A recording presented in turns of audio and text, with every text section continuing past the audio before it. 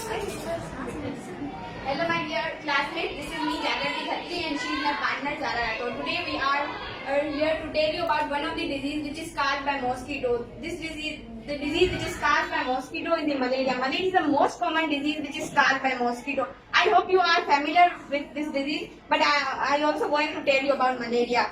Malaria, causes of malaria. Malaria is caused by Plasmodium parasite. मतलब अगर हमें malaria होता है तो जो हमें फीमेल मॉस्किटो होता है ना, एनाफिल मॉस्किटो, वो हमें काट के जाते हैं, फिर हमारे जो ब्लड है उसमें प्लाज्मोडियम नजर आता है हमें।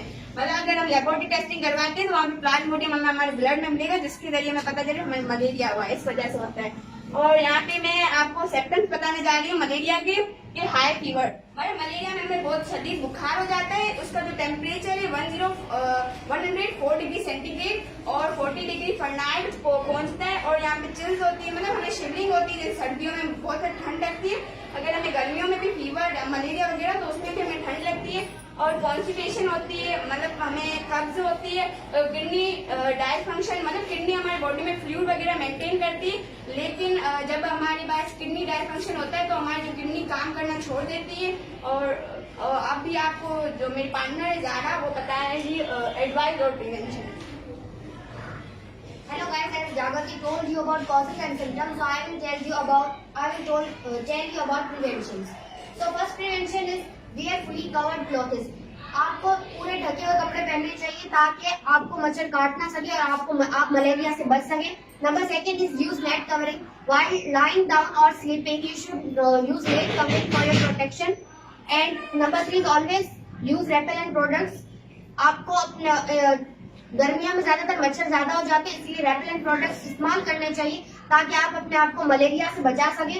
और number 4 is take extra precautions from dawn to dusk, क्योंकि डाउन टू डस्ट जो होता है वो मच्छरों का टाइम होता है। इस वक्त मच्छर ज्यादातर होते हैं हमारे एनवायरनमेंट में, इसीलिए हमें इस वक्त ज्यादा प्रिकॉशंस